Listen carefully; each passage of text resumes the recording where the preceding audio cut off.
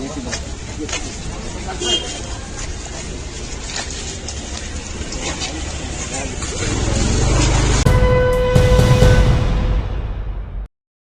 बानो के जो 11 आरोपियों को छोड़ा गया था, उसको लेकर के एक नया खुलासा भी सामने आया है।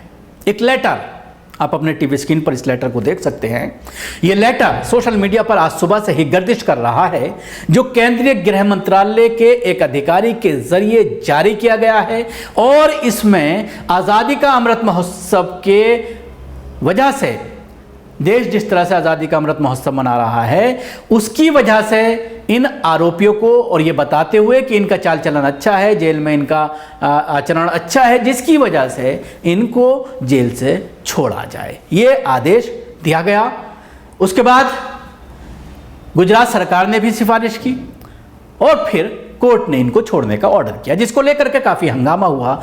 पूरी तरह से विपक्ष ने केंद्र सरकार को घेरने की कोशिश की, गुजरात सरकार को घेरने की कोशिश की, गुजरात सरकार के ऊपर तरह तरह के आरोप लगाए गए। लेकिन अब इस लेटर के प्रकाश में आने के बाद, सोशल मीडिया में इस लेटर के आने के बाद, लोग सवालात अब केंद्र सरकार से कर रहे हैं, अमित शाह से कर रहे हैं, गृह मंत्री और मोदी से कर रहे हैं कि आखिर रेप के मामले में आप किस तरह से किसी को छोड़ सकते हैं।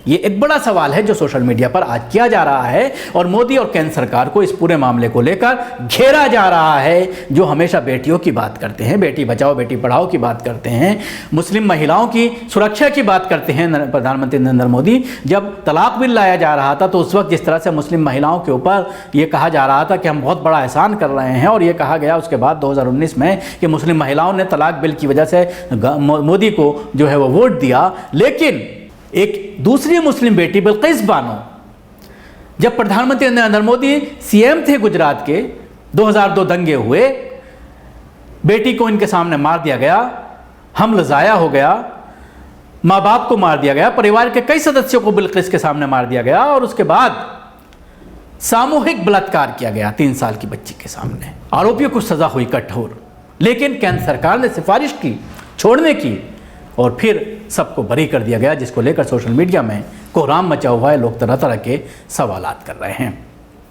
गुजरात सरकार ने सुप्रीम कोर्ट को बताया है कि उसने बिल्किस बानो मामले में 11 दोषियों को उनकी 14 साल की सजा पूरे होने पर रिहा करने का फैसला किया, क्योंकि उनका व्यवहार अच्छा पाया गया, और यह केंद्र सरकार की मंजूरी के बाद किया गया। सरकार ने यह भी कहा है कि निर्णय दिनांक 9/7/1992 शीर्ष अदालत द्वारा निर्देशित नीति के अनुसार लिया गया था, न कि आज़ादी का अमृत महोत्सव के उत्सव के हिस्से के रूप में। कैदियों को छूट में देने के सर्कुलर के तहत शीर्ष अदालत को सरकार ने बताया कि सरकार ने छूट देने के लिए 7 अधिकारियों की राय पर विचार किया। सुप्रीम कोर्ट बिल्किस बानो मामले में दोषियों की समयपूर्ण रिहाई के खिलाफ भारतीय कम्युनिस्ट पार्टी की पत्रकार रेवती लॉल और प्रोफेसर रूपरेखा वर्मा की सदस्य सुभाषनी अली द्वारा दायर याचिका के जवाब में प्रस्तुतियां दी गई हैं। सरकार ने कहा है कि याचिका ना तो कानून में चलने योग्य है और ना ही तथ्यों पर मान्य है।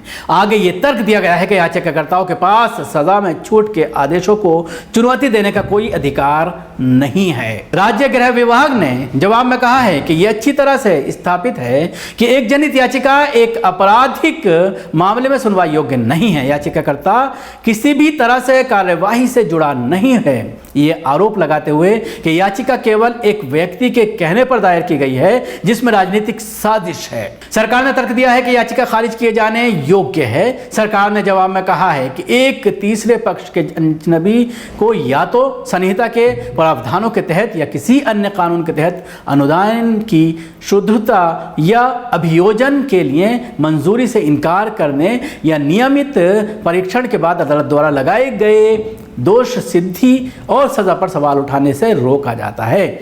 इसी तरह ये थर्ड पार्टी के द्वारा पारित एक छूट आदेश पर सवाल उठाने से रोका जाता है, तो सख्ती से कानून के अनुसार है।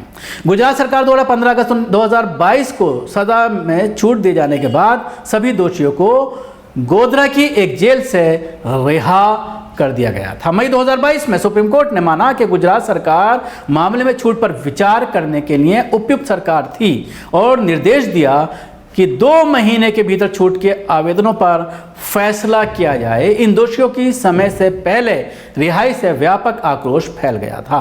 अपराध 2002 के गुजरात दंगों के दौरान हुआ था, जो बिल्किस बानो के सामूहिक बलात्कार और एक सांप्रदायिक हमले में उसकी 3 साल की बेटी सहित उसके परिवार के 14 सदस्यों की हत्या से संबंधित है। बिल्किस अपराध के बाद एकमात्र सर्वाइवर थी, जहां सीबीआई को सौंप दी गई और सुप्रीम कोर्ट ने मुकदमे को गुजरात के महाराष्ट्र स्थानांतरित कर दिया। 2008 में मुंबई की एक सत्र अदालत ने सामूहिक बलात्कार और हत्या के 11 लोगों को दोषी ठहराया और उन्हें आजीवन कारावास की सजा सुनाई। बॉम्बे हाई कोर्ट और सुप्रीम कोर्ट ने सजा को बरकरार रखा। शुक्रिया। आपको हमारी कोशिश कैसी लगी जरूर बताएं। हमारे यूट्यूब चैनल को सब्सक्राइब करना ना भूलें। इसके साथ ही बेल आइकन जरूर दबाएं। अगर आप वीडियो फेसबुक पर देख रहे हैं तो पेज को लाइक करें, उसके साथ ही फॉलो भी करें।